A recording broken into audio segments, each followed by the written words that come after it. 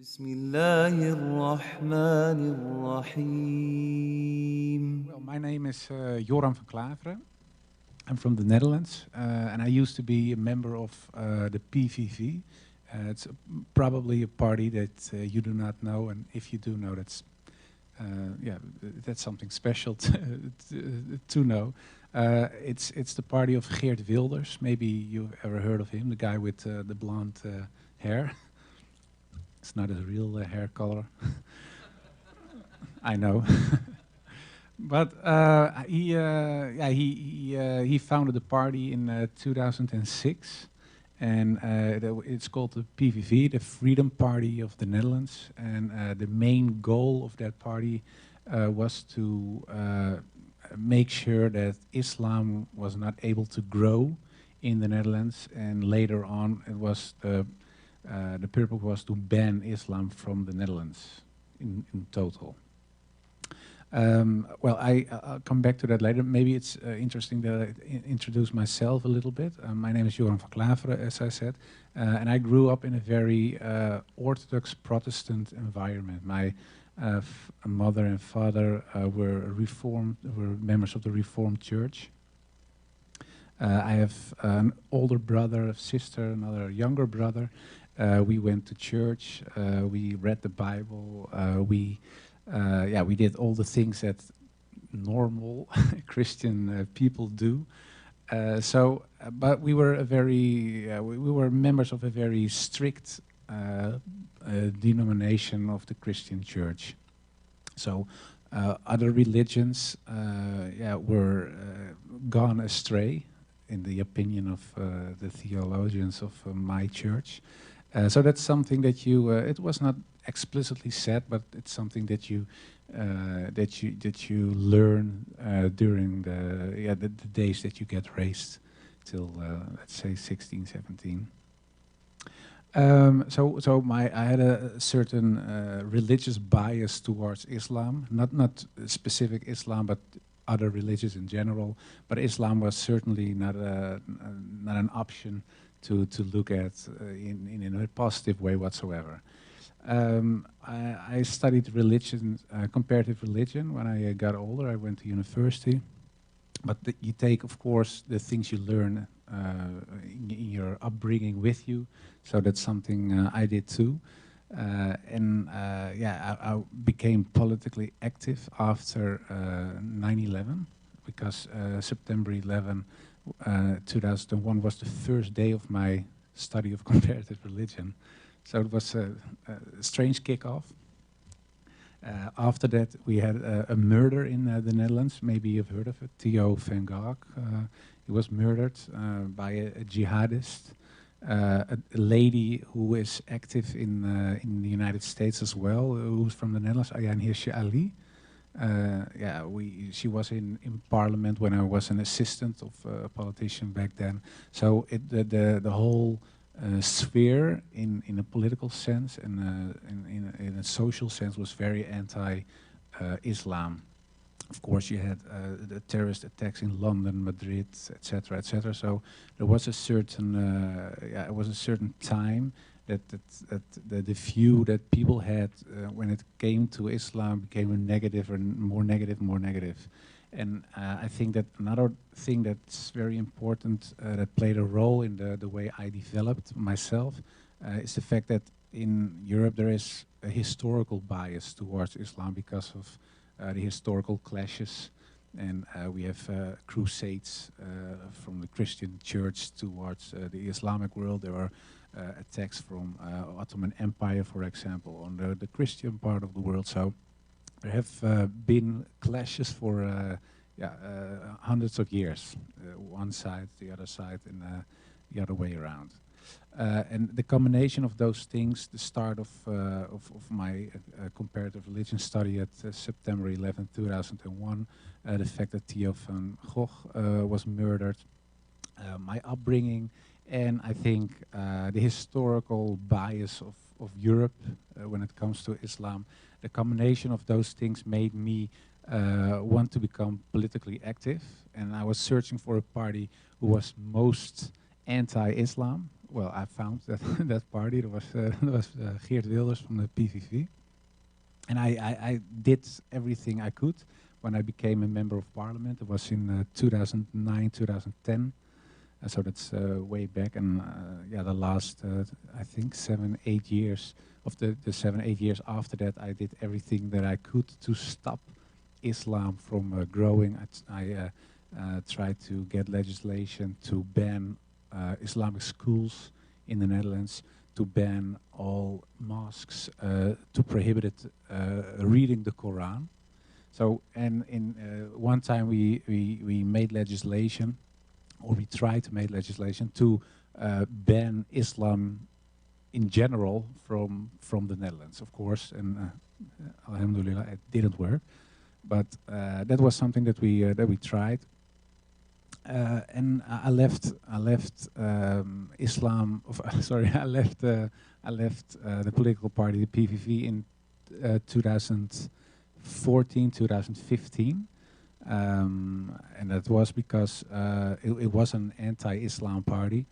But in 2014, 2015, Geert Wilders was active at a rally, a right-wing rally, and he asked the people, "Do you want more or less Moroccans?"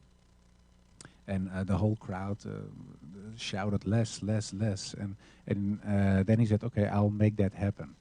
And that was, for me, was a point that I thought, okay, I'm still anti-Islam, but this has nothing to do with anti-Islam anymore. This anti-Moroccans. So I asked him to take his words back or change it or do whatever to play it down a little bit. He said, "No, why should I?" So then I left, and in 2017 I stopped politics in general. I do something else now. I work for the radio and teach and other things. No politics anymore. But there was one long-held desire that I had, was writing an anti-Islam book, because I was still anti-Islam, only not active in the politics anymore. And I was, I thought it would be very. It would be a very important thing that all the things that I said and that anti-Islamic people and groups say, that we have a theoretical basis with great grounds, so we can point to the book when people have discussions, and we would solve the dispute about Islam. Is Islam a religion of peace, or is it something very wrong and evil when it comes to Europe or the West or the world in general? So I started writing the book, but I always had, as a Christian guy, my doubts on certain dogmas of the Christian Church, for example, the Trinity, the crucifixion of Christ, and I thought there were those were points when it comes to the Christian dogmas that are difficult to understand. So, but I was writing the book, but those, I tell you this because it comes back later in my story. I tried to write the book, and what I did was all the objections that I had, and those were, for example, Islam promotes terror. That's something that I thought. Islam is anti-women, Islam is anti-Jewish, Islam is anti-democracy. Well, all the prejudices and all the stereotypes when it comes to Islam, I had. And what I did was starting to read and reread the articles and the books that I already read. But at some point I came across information that was at odds with the things that I was used to read and what I learned in the past. So I started writing letters to several ministers, to imams, and to scholars. And one of those scholars was Abdul Hakim Murad. He's a professor from University of Cambridge. But I didn't know that. I just followed a line. I thought, oh, well, he's a scholar, so I write. And I didn't know if people would write back, because I put a little link from Wikipedia, and my own page is in English as well. So I thought, okay, I give them at least the information so they know who they are talking or writing with. And after I find out who he was, I thought, oh, well, he will never answer. But he is one of the greatest scholars in Europe when it comes to Islam. And but he did, and I got a 17-page mail back and I thought, whoa. So I started reading and reading and reading, and he asked me at the end, how is it possible? Because you studied comparative religion at Free University, where Abdul Hakim Murad also taught in the past. So he asked me, what happened? And what titles did you read, and what's the information you got? So I gave him a list with titles. He said, okay, I know where you're coming from, I understand. And I explained that when I was younger and I was at university, the points that I mentioned earlier when it comes to the historical bias and the upbringing, etc. But at one point in 2003, 2004, I went as a student to several mosques. And I asked several Muslims, well, what's up with Afghanistan, Taliban, etc., etc. And there was one guy who told me, well, that's what Islam wants. And he was a Muslim. And he said to me, yeah, well, I don't like it either, but that's what God wants, so we have to do that point. And then I thought, whoa, you're even more crazier than I thought. And that hardened my views when it came to Islam. And I told Abdul Hakim Murad as well, and he said, well, you know what the point is, that you have Dar al-Islam, he said, it's a house of Islam, and you are in a little barn somewhere in the garden with all the extremists, the anti-Islam guys and the extreme Muslims.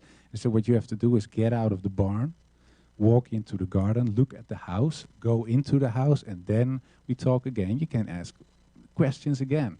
And that's what, and I asked him, well, I'm willing to get out of the barn if you give me some information, how, a map. So he gave me some information, I started reading and reading, and in the end, I thought, okay, Islam, the teachings of Islam, I thought, okay, that it looks very much like Christianity, yeah? Be polite, of course, believing in God, believing in the prophets, etc. But in the end, the big difference, of course, is whether the question whether Muhammad is a prophet or not. So I thought, okay, maybe Islam, the teachings of Islam are okay, but Muhammad is still, as I learned, an antichrist, or he is a crook, or all the bad things you can imagine. That was still the view that I held when it came to Prophet Muhammad. What I did was comparing him not to Jesus, because a lot of people always say you have to compare him with Jesus, but I found that illogical, because Jesus had another mission. Even when I was still not a Muslim, I thought, well, it's more fair to compare him to Moses, because I thought, well, in the Christian church I was brought up, they called Moses the lawgiver, and I thought, well, Prophet Muhammad brought a law as well, the Sharia. So I thought, well, we have two guys who say they bring a law, so it's more fair that I compare those two with each other. And I thought, well, one of my objections was Muhammad used violence. And then, yeah, I read, of course, Moses used violence as well, and especially the guy who followed Moses when Moses died, Joshua is a prophet as well in the Old Testament. He used a lot of violence. And when I compared the teachings when it came to war between the Bible and the Quran, I found out that what the Quran, for example, says, you cannot kill women, children, now all the things you probably know. But in the Bible, there are passages that say the opposite. They say you have to kill women, kill them all. And of course, let's be happy that's not what the most Christian churches teach. But there are passages in the Old Testament that say that you have to wipe out everything, even the grass. So everything has to be erased. So I thought, okay, when it comes to violence, I can no longer say that Muhammad, because he fought a war, and it was a defensive war, that he is no prophet if I accept Moses and Joshua, for example. So, okay, and then I went to another point and another one, and all the points that my objections against Muhammad, when I compared it to other prophets, I had no grounds anymore. So in the end, I thought, well, maybe they are all no prophets, or Muhammad is a prophet as well.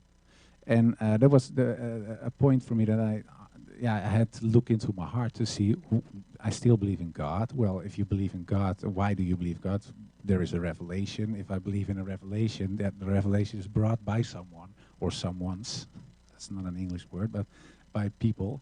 And those people we call prophets. So I thought, okay, then Muhammad is a prophet. And then I realized, well, if I say Muhammad is a prophet and I believe in God, then there is a problem, because then I would be a Muslim, and that's not still something I didn't want to be. And so I talked to a lot of people, and they say, yeah, well, if that's the case, you are a Muslim, whether you like it or not, or you must stop believing in God or something.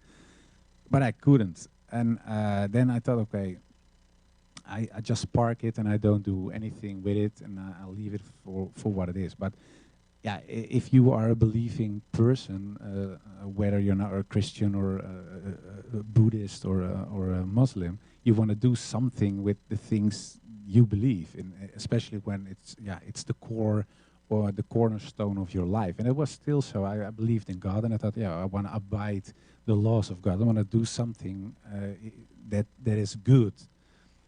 So I had to do something with my newfound information, and I started looking for a publisher to do something with the book. And the book was not already finished, but most of the parts that I found out and the new information I found out were in the book, but not yet my conversion, because I didn't convert it yet. And I was looking for a Dutch, typical Dutch publisher. So it's called in Dutch. It's called het Kennishuis. It means house of wisdom. But they wrote it in an old style Dutch, and when you write it in old Dutch, it's typical Dutch. Most nationalist guys write it in old Dutch, so you see, oh, whoa, he's a real Dutch. So that's what it, and I thought, okay, and the publisher wrote Het Kennishuis, so the House of Wisdom, in Old Dutch. And they were specialized in Islamic literature. So I thought it was an anti-Islamic publisher.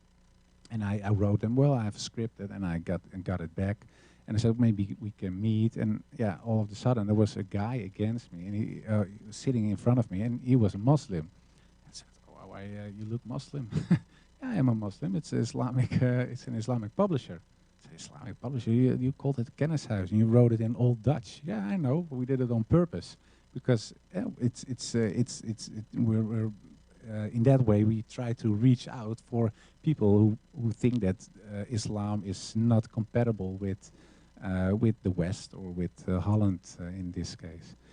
So we start talking. I told him where I was, that I believed that Muhammad probably was a prophet, and I still believe in God. He said, well, you are a Muslim, but you don't know it yet.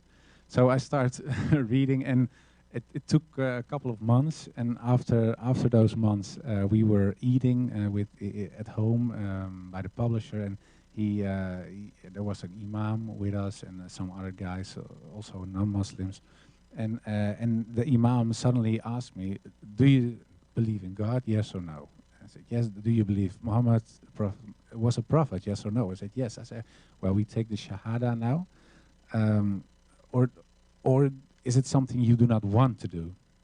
And then I said, yeah, I think deep in my heart I want to do it, but I cannot do it because, of course, because of your family, and yeah, because I was a right-wing nationalist. I cannot become a Muslim. That's ridiculous.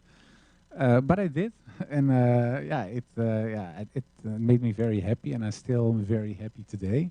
Unfortunately, a lot of people in my family, of course, are a little less happy when I did it. And some Muslims ask me, "Well, aren't you mad at your family, or why aren't you disappointed?" But I'm not, because especially my mother, she was very sad, and she said, "It's not because I'm sad because you became a Muslim." She said, I would also be sad when you became a Buddhist, because yeah, she thinks Christianity is the truth, so she was worried for my soul. So I couldn't be, in the first place, it's hard to be mad at your mother, but especially when somebody is mad or sad out of love. So that's something that I always try to remember. But there are a lot of, yeah, of course, the old supporters of the political party I was active in, yeah, who are not so happy. The usual death threats and stuff like that. But that's not something that holds you back, because yeah, it made me very happy. And the doubts I had, is that what I told about Christianity, the doubts I had when it comes to the Trinity of God and the crucifixion, the fact in Christianity people believe that God had to sacrifice Jesus Christ so he could forgive the world. But at the same time, in the Bible, it says that God is almighty and does what he wants to do. And I always thought as a child, well, if you are almighty as God, why can't you just forgive? Why is there a son who had to die before you can say, okay, I forgive? So I thought it was illogical. I still think Christianity is a nice religion. Only I didn't believe the truth with a capital T. It wasn't there for me anymore. And strangely enough, when I was writing the book, I got Islamic answers to Christian questions. And yeah, that was a point for me that I thought, yeah, it gave me a lot of rest, and my heart and my head resonated. And that's something that I didn't have before. So when I felt that, and of course you believe it, yeah, that made me in the end deciding to become a Muslim, and that's what I did, and I still am, and I'm very happy. That's in short the story. So I think, yeah, no, I don't know what the program is. Do you want to ask question people in the? Let's give him a round of applause for that. That was really touching. Thank you so much. Wonderful. So we're going to do Q&A now, and we'll start with the sisters, and we'll ping-pong back and forth with the brothers.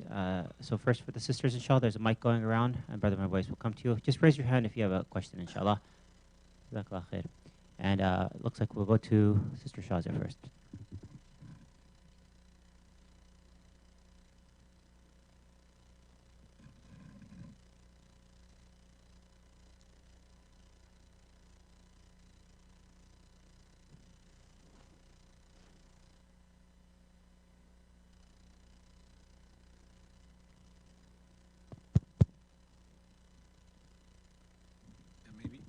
Maybe you can take this one. This one.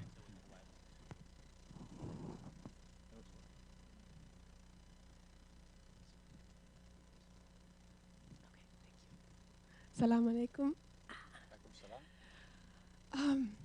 So I guess what I wanted to ask you was, I personally am a revert to Islam as well. And I come from a household, my parents don't know I'm Muslim. My parents are both very Islamophobic. I think my dad is sort of probably similar to the man you once were. Still love him, you know, just it's not something I can talk about right now as my religion. So I guess my question to you would be, what advice would you give to someone, to your old self maybe? And yeah, I guess I'd be interested to hear that. Well, thank you for the question. Can you hear me? Okay. Yeah, it's a good question. What kind of advice do you give to yourself or your father or mother maybe? Yeah, I think that one of the most important things when it comes to Islam is education, and making people see that Islam is not what you see at the news or the things you always hear. And I think in America, I don't know America, of course, because I don't live here, but I think in America there is a certain bias that we all also have in Europe, because a lot of Europeans in the past went from Europe to America, of course. So the historical aversion some people have against Islam because of the clashes there have been are also maybe in the American culture, and especially after 9/11, of course, and bombings and terrorism, etc. But at the other hand, it's not like we think of Christianity when we look at the KKK, for example. It's a Christian organization, but it's not that most of the people don't see the KKK as a Christian organization, but they claim they were or still are. I don't know if they still exist. But when it comes to Islam, people do. They say, okay, we see, for example, ISIS, and that's Islam. And all other Muslims are not real Muslims, or they're pretending to be very democratic or law-abiding, etc. Sorry. But it is a fact that Islam is something else. And my story, I wrote a book about it. And I think in the Netherlands, I think it's very important that people read my journey, because most of the arguments people use against Islam are pointed out in the book. And there's a explanation why it isn't correct. And the book is being translated into English. Is maybe if it is, if they publish it, and I think in a month or 3, you can give it to your father. I'll send it to you, and I'll write something for him in the book, and maybe that opens the door. And it would be nice, of course, if he became Muslim. But if he doesn't, at least he understands better what Islam is and what's probably motivates you to become Muslim.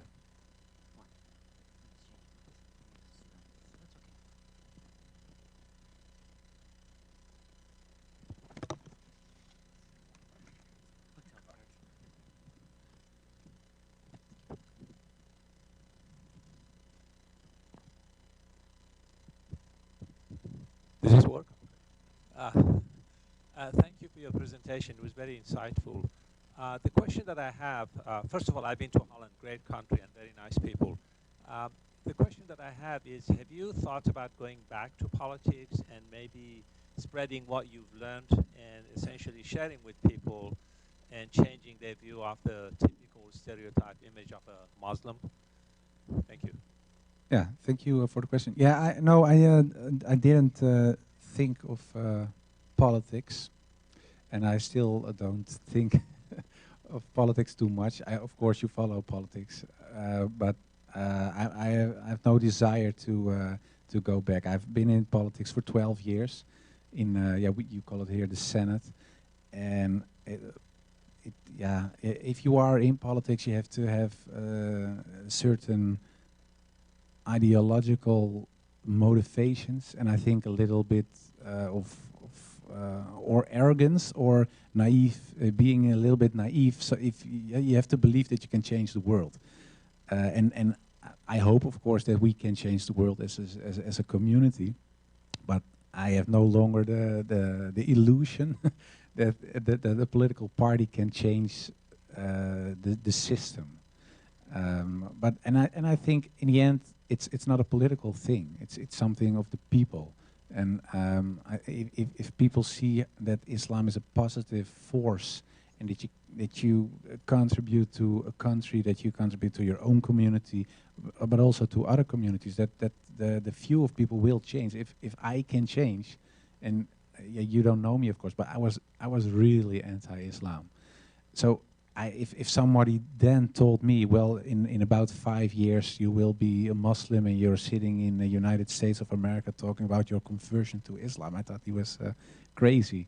But it did happen. So I think in the end it's something that that has to come out of the people itself, non-Muslims I'm talking about. And I think that a lot of Muslims, especially in Europe, because I think it's a little bit different here, also have to look at themselves and see why is it that people are always so negative. Because in the Netherlands there are a lot of Muslim youngsters, youth, who are making a lot of troubles. And when they are making trouble, sometimes they shout Allahu Akbar. So non-Muslims associate Islam as a religion because they hear something with Allah, and they see youngsters, for example, throwing in a window with a stone or whatever. So the association is always violence, Islam. And of course they see the news, they see terrorism, they hear people like my old me telling on television, well, this is wrong, they are don't, blah, blah, blah. So the combination makes it very hard for non-Muslims to see Islam in a positive way. And I think that the best group to show them the other side are Muslims, because we are, of course, the ones who have to practice the teachings of Prophet Muhammad. And I think if we really practice those teachings, that we have a better world. So, and it starts with yourself as a community. So I'm not going back into politics, but I founded an organization. It's called the Anthony Janszoon Association in the Netherlands. And what we try to do is to change by giving lectures, going into the country, schools, etc. So we can show people what that Islam is something else than that you see, or what most people in Europe think. And it's I don't know if I have time, but I don't know if you know who Anthony Janszoon was. So I never heard of him. Okay, that's funny because it's an American. Yeah, he became an American. Anthony Janszoon van Salé. His father was called Jan Janszoon. It means son of Jan. And Jan is a typical Dutch name. And it was around 1610, so a couple of hundred of years ago. He was a pirate for the Dutch Navy. And he had to, we call it kapen. You have to rob Spanish ships, because the Netherlands were a province of Spain then. And in the end, we wanted to be independent. So what we did as a Dutch people, we attacked Spanish ships, took their silver and gold, and used it for weapons to fight against them. So we used their own money to fight against the Spanish. One of those guys who did that was Jan Janszoon. And one day he was with his ship near Spain and the Canary Islands. It's near Morocco. And his ship broke down, and he was caught by pirates from the northern of Africa. And they brought him to Salé, and that's a little place in Morocco. And then they asked him, well, you can choose, or you buy yourself free because you have a lot of money, or you walk back. Well, that's impossible, of course. Or you become a Muslim. And then he asked, I don't know what, he asked him, what is a Muslim? I've never heard of a Muslim. What's a Muslim? And they explained him, and then he said, oh, then I'm already a Muslim. And they were so impressed that they said, well, if you are a Muslim, then you can choose, or you join us, or you're free to go wherever you are. And he said, well, I love the sea, I love robbing Spanish ships, so I want to be part of your gang, or whatever group it is. So he became a pirate for Salé, and Salé was a little republic.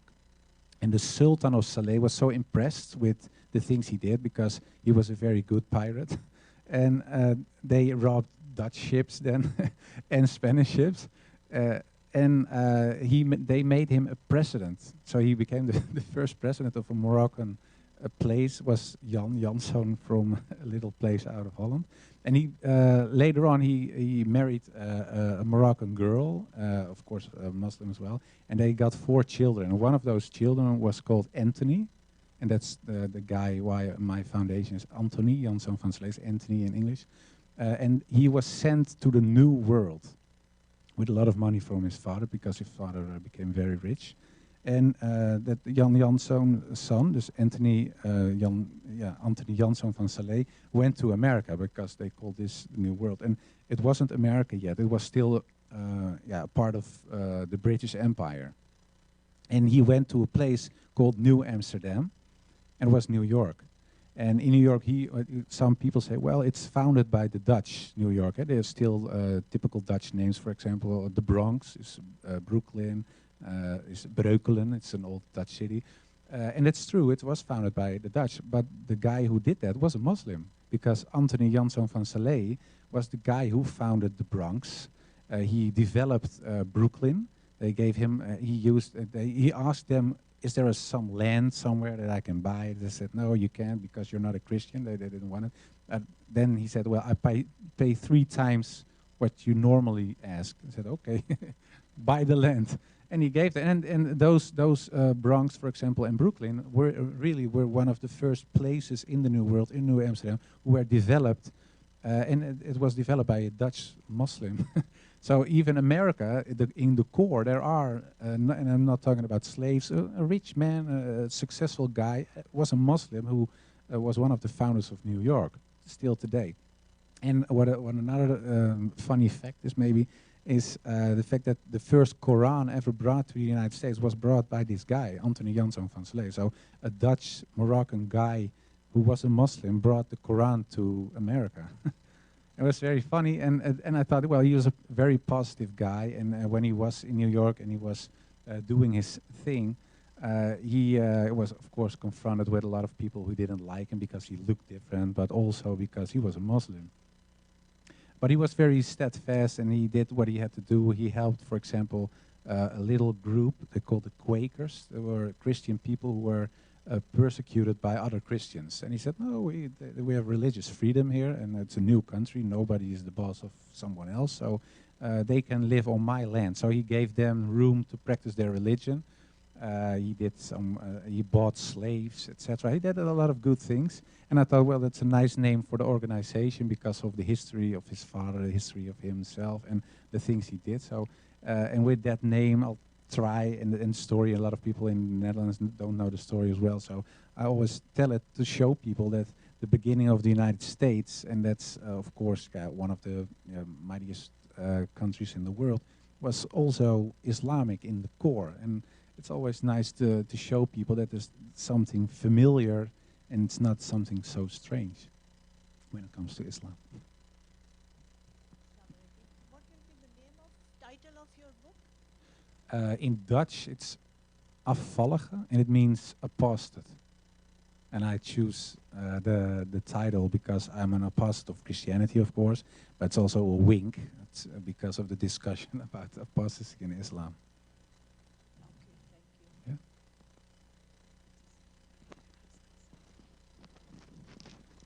Assalamu alaikum. I don't know, is this working? Oh, it is, okay. First of all, thank you so very much. I'm originally from what became New York, was New Amsterdam. Okay. And there are a lot of Dutch names that are well known along the Hudson River, and I think the Hudson was, well, the explorer was Dutch, and the Roosevelts, the two President Roosevelts, Dutch ancestry. So there's a lot of history, but nobody mentions in America that they're Dutch. Anyway, welcome. And many people don't know that the word California comes from the word Khalifa. Oh, I didn't know. So this is another part of the Muslim history nice. on the West Coast. I'm wondering, when you speak to people, what reaction you get? Do you speak about Islam? Do you find people are curious or more hostile? Are you able to change hostile people to be open-minded? What's your experience? Yeah, of course, in the beginning, and there are still people who are very anti-me because I became a Muslim. But in general, I have to say that most people are more interested than angry. So what happened to you? Why? So that's I think it's a good thing because there is space and room to start talking to each other. And most of the time I ask them, what is your biggest problem with Islam? And most of the time people don't know. So we try to discover while talking what his or her issue is with Islam. And yeah, I even got some emails from people that said, well, after I read your book, of course I'm not a Muslim and I still don't like Islam, but I get it. So that's a little improvement.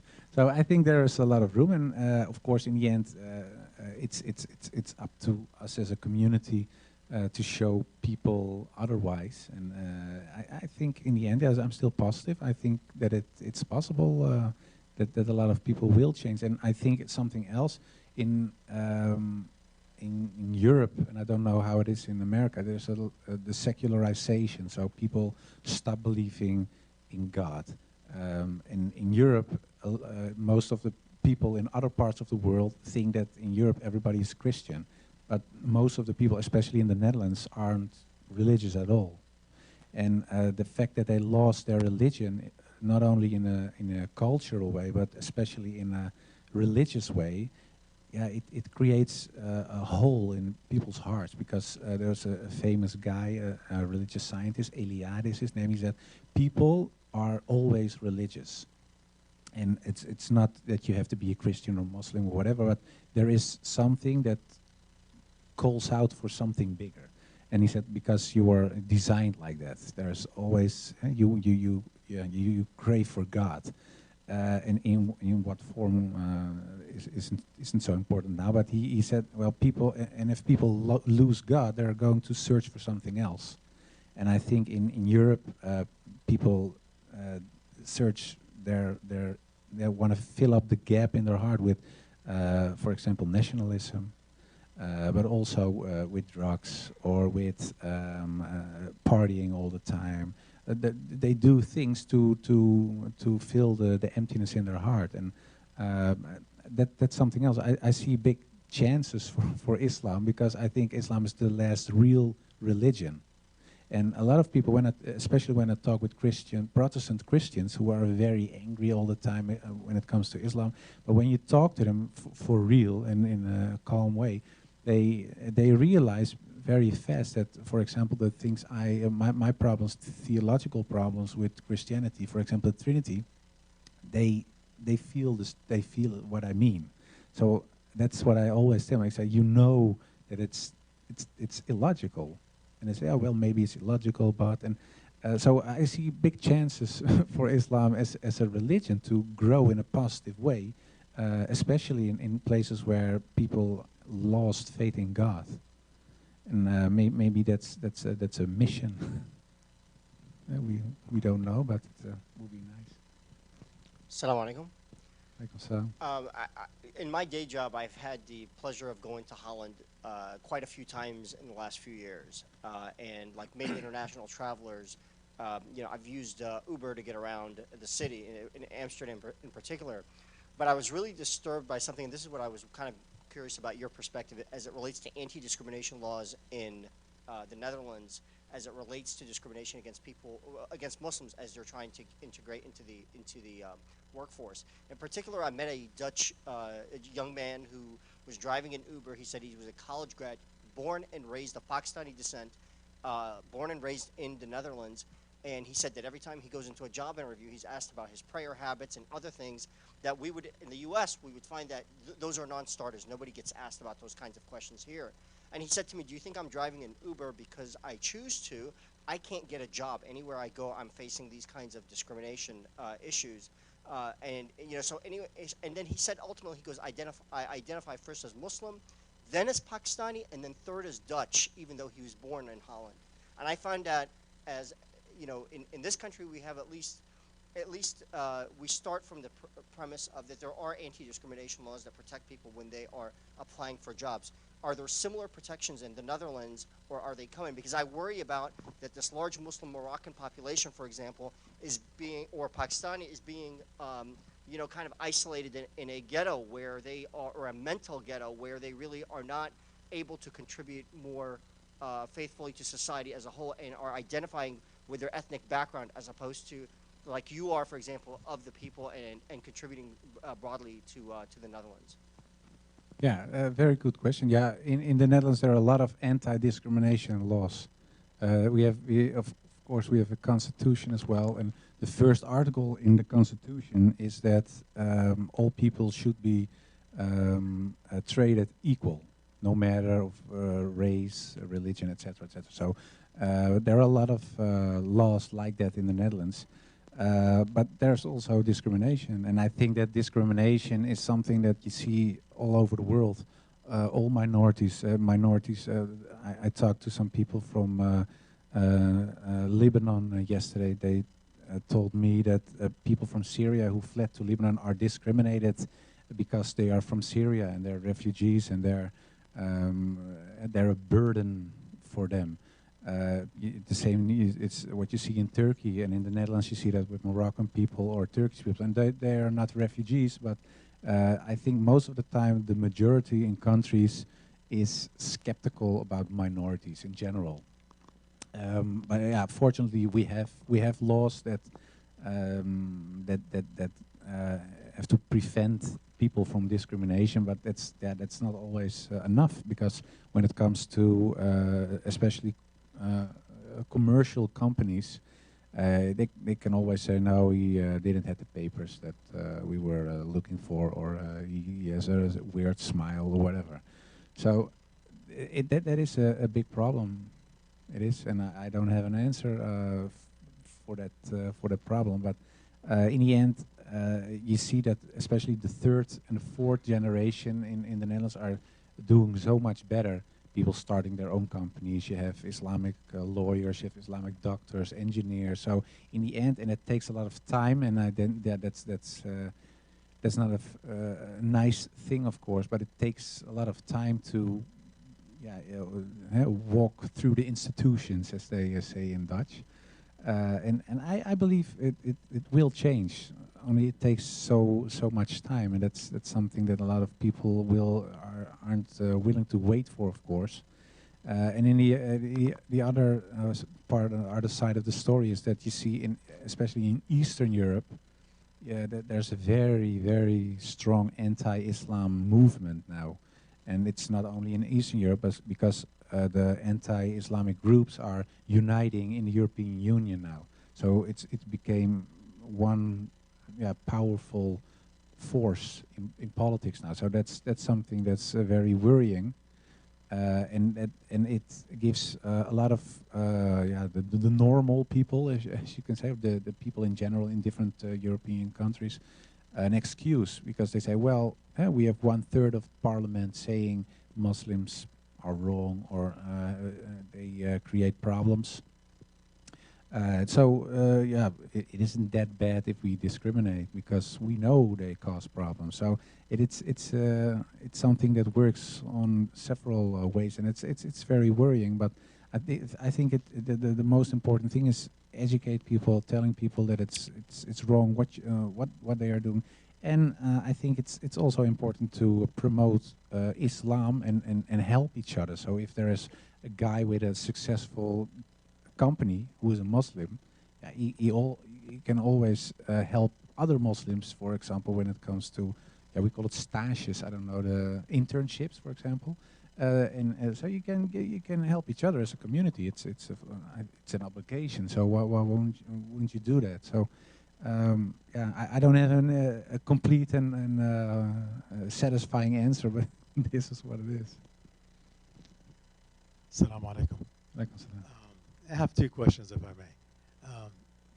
During the discussion, you were mentioning that you had Christian questions and you found actually Muslims answers. Could you actually share with us a few of those actually where you think actually that these are the ones that made it for you? And the second question is, with your involvement with the political field and being maybe actually prior anti-Islam. Oh, sure, sorry. With the political movement and being anti-Islam prior to you being Muslim, you have mentioned that maybe most people will look at Islam based on maybe some of these terrorists around the world and maybe in Europe. Are these actual terrorists, or maybe these are actually like movements by certain governments in Europe that Islamophobic, maybe that actually did make Islam look bad? What's your take on that actually as being involved in the anti-Islam movement back then? Okay, that's a big question. The first half of the question was about Christian doubts.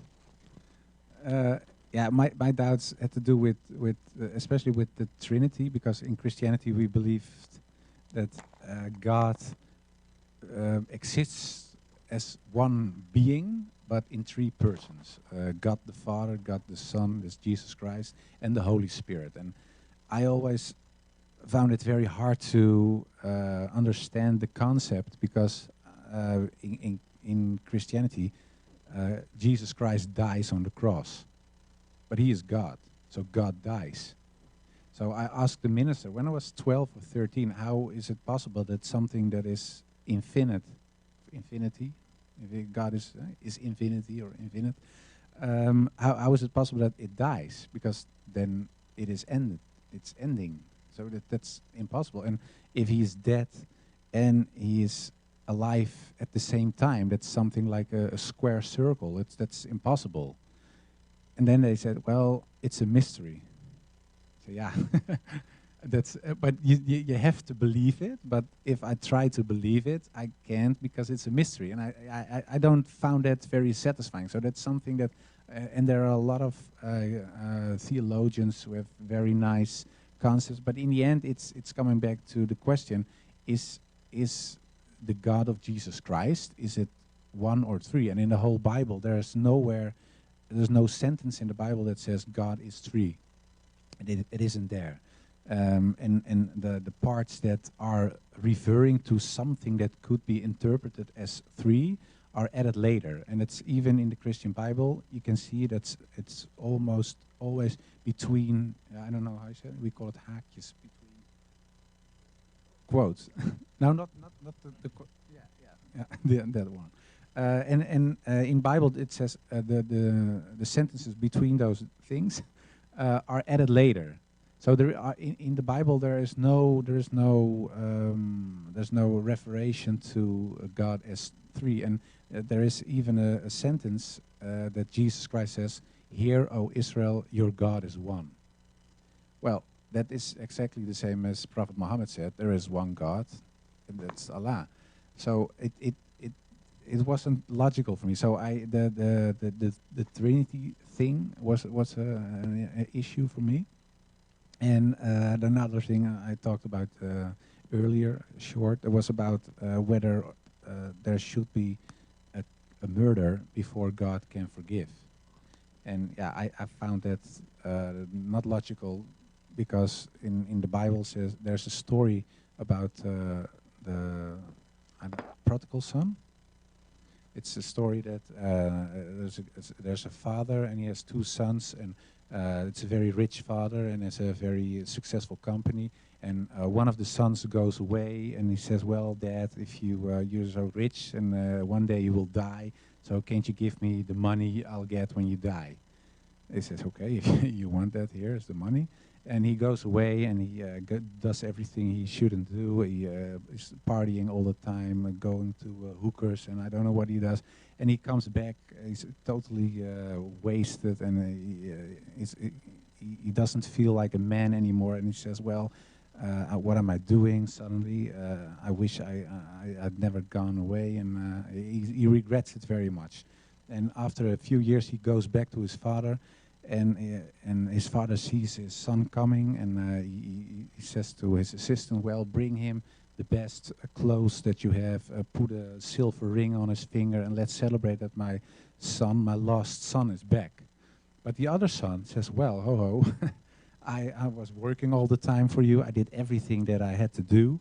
I abide the law. We pray together to God, and weird Willie there goes and does everything wrong, and you're celebrating his return." And it's a story that Jesus tells in the Bible, and then the apostles, the people around, the Jesus followers ask, "Okay, what's the point here?" And Jesus says, "Well, okay, the father is happy that his son returned after he did so much things wrong. He still accepts him. And there is no condition, there's no son or whatever who had to die first, or there's no slapping or no screaming, there's nothing. He just forgives his son." And it was for me, I thought, yeah, well, the prodigal son story that Jesus tells, it's almost 180 degrees opposite of one of the dogmas of Christianity, because if Jesus tells this story to show the rahmah of God, how is it that the Christian church teaches that God wants to see someone gets killed first? So there was another point for me that I thought, well, the Islamic narrative is much more logical, and it's in a sense even more Christian than the Christian teachings. The other part of your question I forgot, sorry. some of these suicidal bombers, were they actually like suicidal bombers, or these are just a Islamophobic movement actually trying to advertise actually for these people being around? You know, as part of actually propaganda. Or Okay, no, well, yeah, in the Netherlands, well, I think terrorism is a real problem because you see, for example, Theo van Gogh, he was murdered, and he was murdered in the town where I live by a guy who was very known in the area, Mohammed Boucheri. Yeah, and he killed him. Yeah, we literally seen the guy doing it. He was shooting with a gun. After that, he slit his throat. He pulled a sword in his stomach. He was butchered. And the same you have in France, for example, in Paris, in Belgium, and in other parts of Europe. Well, of course, in the United States as well. So I think terrorism is a real problem, and I think there are Muslims or people who call themselves Muslims who do very bad things. But that's not a reflection of the religion. And that's what I told earlier. It's the same that there were in the United States were white guys, Christian guys who burned black people and burned crosses in their backyard and lynched people, hanged them on trees, etc. But then they said, well, we are real Protestant Christians. They even hated Catholics. But that's not a reflection of the teachings of the Christian church. So it's of course unfair to judge a whole religion and more than 1 billion people on the sick things a small marginal part of the group is doing. And I think that it counts for all religions. I think most of the religions reflect something good. And yeah, of course, I think that the whole truth with capital T is in Islam. But still, I don't know that if other I still don't think that other religions are totally wrong or people should be killed or etc. etc. And when it comes to terrorism, I think it's a real problem. I think that people should be punished who act like terrorists. And at the same time, I think it's not a reflection of Islam. There are psycho people in the world, and there are Christian psychos, there are Buddhist psychos in Myanmar, there are people in China who are treating Uyghur Muslims as beasts. Those people are psycho. So there are a lot of psycho people in the world, but it's not a reflection of the religion, not of Islam and not of Christianity, and I don't think it's a reflection of Buddhism as well, how they treat in Myanmar Muslims. Okay, let's give a round of applause to our special guest. Jazakallah khair.